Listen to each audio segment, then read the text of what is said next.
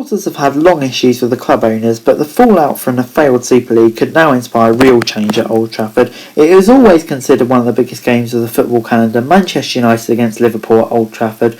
Ole Gunnar Solskjaer's side go into the final instalment of this fixtures, looking to continue their good run of form and secure a second place finish in the Premier League and prolong the title race for another week. Of course, the victory over bitter rivals would come with added bonus of dealing with a devastating blow to Liverpool hopes of qualifying for the Champions League.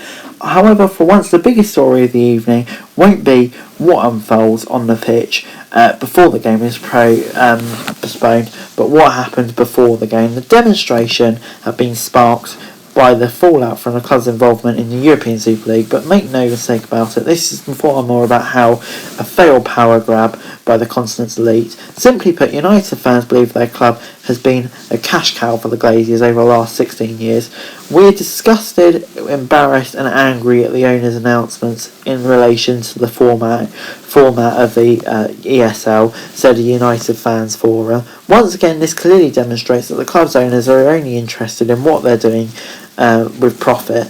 The complete lack of engagement with our fans, our players and manager is a gross mishandling of the club affairs and one that we cannot forgive. Joel Glazer's subsequent apology cannot be expected.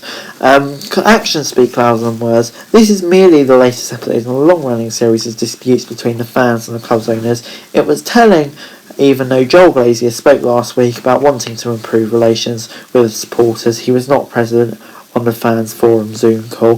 The fans' gripe dates way back to 2005 when the Glazers brought the club through a leveraged budget for around 790 million. The money the buyout was funded by the debt that they would pay off in the club's future profits. United have already paid out about 1 billion in bank fees and dividends to the Glazers. Fans are further incensed by the fact that the Americans still took money out of the club during a pandemic, which is believed to have cost United approximately £100 million.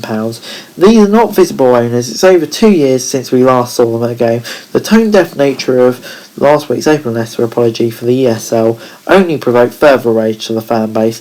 It's also worth noting that Joel Glazer's previous communication with the supporters come back in 2005 on MUTV, so the relationship he spoke about wanting to rebuild in the letter was never there in the first place. Indeed, up to 10,000 supporters could now turn up at Old Trafford to voice their disappointment ahead of one of the biggest games of the season. The club has arranged extra policing at the stadium, which has resembled a ghost town for over a year. Solskjaer, for his part, has no issue with the protest as long as it remains peaceful. It's important for the fans' views to be listened, he said. The Norwegian was quite happy to engage with protesters who recently broke into the club's Carrington training place. He may be employed by the Glazers, but he's still a fan at heart. Remember when he was a player, he became a patron of the anti-Glazier organisation. However, he is not going to take such a stance against the owner now, given his present position. The problem for the supporters is hoping to use out the Glazier is that it will be driven by key to keeping fans happy and not by Champions League success and other things like that, because that's all that really matters for Glazers. So it's unlikely that owners will have any sleepless nights over the fact United haven't won a Premier League since 2013. Nonetheless, the MUFC is determined to force meaningful change. They want change and the club to appoint independent directors abroad to protect the interests of the football clubs. It's the last point which might give fans hope that maybe the time protest won't be in vain. This moved beyond the ESL proposals. That's what various media outlets has been told. Now's the time for change. We need to keep the pressure on.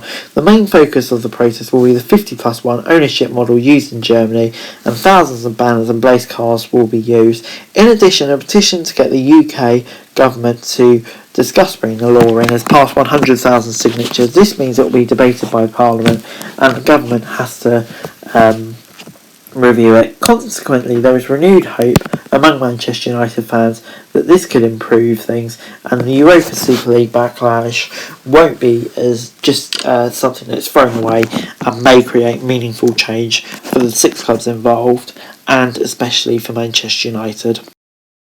But anyway guys, that's it for the video. Thanks very much for watching. Remember to like, share, subscribe, let me know your thoughts and comments down below, and to follow me on Twitter, link in the description below for daily football news and score channels on the screen right now. That'd be greatly appreciated. Thanks very much for watching. Peace!